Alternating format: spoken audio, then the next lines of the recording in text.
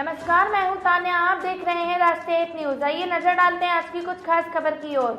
शहीद के दर्जे की मांग को लेकर व अंग्रेजों द्वारा नीलामी की गई जमीन को वापस लेने को लेकर रोहनात में शहीद हुए ग्रामीण वेद प्रकाश का अंतिम संस्कार 9वें दिन भी नहीं हो पाया। भिवानी के लघु सचिवालय के बाहर आज महापंचायत का आयोजन कर सरकार पर गांव को शहीद का दर्जा देने व गांव की नीलामी जमीन वापस दिलाने को लेकर बड़ी संख्या में पंचायत प्रतिनिधि जुटे। इस मौके पर भारतीय किसान यूनियन के राष्ट्रीय अध्यक्ष गुरनाम सिंह चड़ूनी ने धरने पर पहुंचकर रोहनात के ग्रामीणों को समर्थन देते हुए कहा कि यह दुख की बात है कि जिस गांव ने देश की आजादी में अपनी भूमिका निभाई, उस गांव को शहीद का दर्जा दिलवाने की मांग को लेकर गांव के 2 लोगों को शहीद होना पड़ा। उन्होंने भाजपा व आरएसएस पर कटाक्ष करते हुए कहा कि जिन लोगों ने देश की आजादी में कोई योगदान नहीं दिया, वे लोग गांव रोहनात के लोगों की शहादत को भी नहीं समझ पा रहे हैं। उन्होंने गांव के शहीद व 1 करोड़ देने की मांग उठाते हुए गांव के लोगों की अंग्रेजों द्वारा नीलामी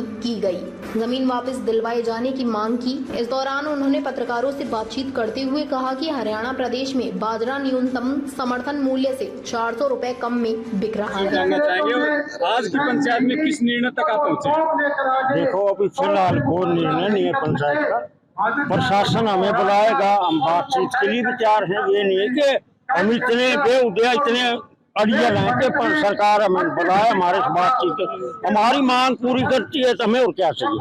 मैं आपको बताना चाहूंगा, माननीय प्रधानमंत्री जब हिसार में आए, उन्होंने ये कहा कि मैं इस क्रांतिकारी भूमि पाके अपने आप को सौभाग्य मानता हूँ अपने आप का कि यहाँ इसके आसपास के गांव भी शहीद हुए हैं। इसका मतलब प्रधानमंत्री पता है भाई, क्रांतिकारी जो शहीद हुए हैं तो उन्होंने ये कहा कि यहाँ के आसपास में ऐसे भी गांव जो पूरा गांव शहीद हुआ है। इसका मतलब उन्होंने पता है रोहनात गांव शहीद हुआ। अब मुख्य मांग आपकी क्या है वो जानना चाहेंगे, और ये शहादत कब हुई थी? 1857 में वो था सर। देखो, हमारी मुख्य मांग ये है कि जो हमारी जमीन नीलाम की थी वो हमें मिलनी चाहिए, हमारा हक है। 20,656 बीघे जो जमीन नीलाम करी थी 20 सितंबर 1858 में, वो हमारा हक है।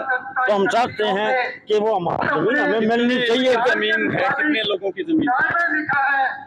ये हमारे पूरे गांव की जमीन थी। खरीदने वाले 61 लोग, उनके हम नाम बता देंगे। 61,000 काम है बता। कितने एकड़ जमीन थी वो?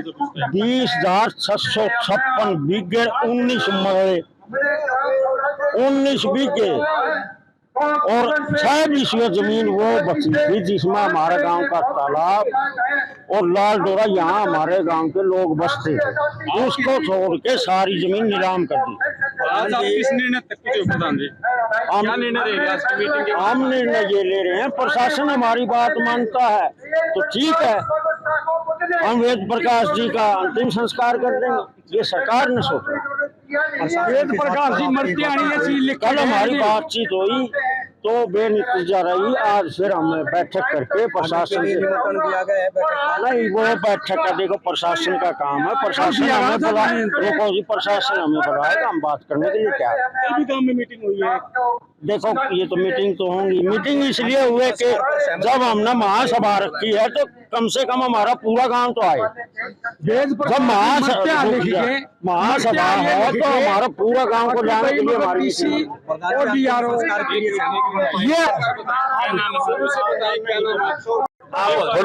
थोड़ा दूर हो जाते तो ज्यादा अच्छा था।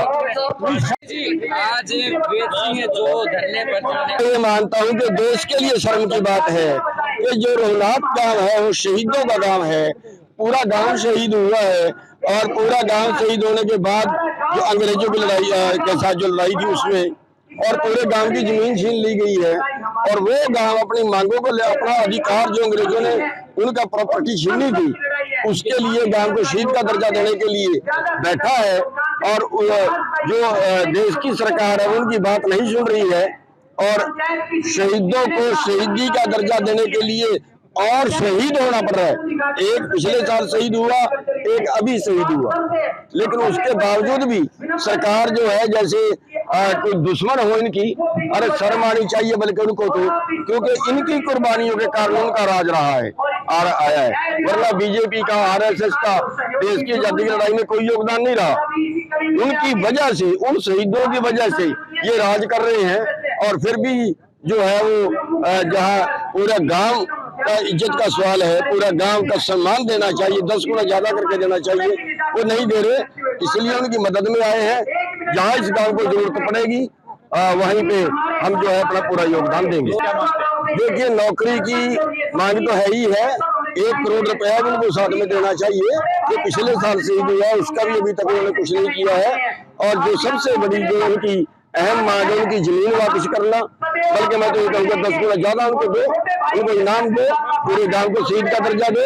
और अगर नहीं देते हैं तो कमांड उनकी रहेगी, हम उनको सहयोगी रहेंगे। जडूनी जी, 2018 मुख्यमंत्री ने वहाँ पर झंडा फहराकर कहा था कि आजादी जो पहले यहाँ पर झंडा नहीं फहराया गया था, वहाँ पर ढिंडोरा पीटा गया बीजेपी द्वारा और कहा गया कि जो मांगे वो सारी मांगे मानी जाएंगी। लेकिन अब तक वो मांगे थी वो अधूरी लटकी हुई है, चाहे लंबे समय से धरना दे रखा हो या फिर 2 व्यक्ति यहाँ पर शहीद हो गए हो, तो मुख्यमंत्री द्वारा जो वादा किया गया था वो अभी तक नहीं पूरा हुआ है। मुख्यमंत्री से घोषणा करके मैं वही कह रहा हूँ कि इस मुख्यमंत्री की भी कोई जुबान नहीं है। असली पूछो तो बीजेपी की कोई जुबान नहीं है। और तब ये मानते हैं जब कुछ ना कुछ दुर्घटना हो जाती है, यानी 100 जूते भी खाते हैं, 100 गधे भी खाते हैं, शराबत से नहीं मानते। मैं तो हैरान हूँ इस बात के ऊपर, ये इतने दिन से बैठे अपना वो अधिकार लेने के लिए जो इनका बनता है, बनता नहीं, उससे भी कम मांग रहे हैं। तो अरे जोड़ की छीनी वो मांग रहे हैं, इनको तो 10 गुना ज्यादा करके लौटानी चाहिए। पूरे गांव शहीद हुआ है, लटका दिए गए, फांसियों पर लटका दिए गए, भूल दिए गए लोग, उसके बावजूद उनके दम पर जो है ये सरकार आज राज कर रही है। वरना कौन सा आरएसएस का गया था मरने वहां पे, वो तो दलाल थे अंग्रेजों में। दक्षिण हरियाणा में जो है बाजरे की मुख्य फसल है, उसकी तो कदम कदम पे लड़ने के लिए मजबूर करते हैं। अभी बाजरा जो है एमएसपी से 400 रुपए कम भी करा है। अभी 20 तारीख से इन्होंने खरीदने की बात की थी, तो वो भी अभी कोई लेटर नहीं। देखिए, ये तो यहाँ की कमेटी ने फैसला लेना है, हम सहयोगी हैं, हम किसी के जो है किसी के उस पे कोई इंटरफेरेंस नहीं करते। इनका जो धरना चला, ये प्रधान जी खड़े हैं, यहाँ के अध्यक्षता कर रहे हैं, जो जैसे भी ये फैसला लेंगे, जो भी इनको हमारी जरूरत होगी, हम पूरी तरह तन मन धन से इनके साथ सहयोग करेंगे।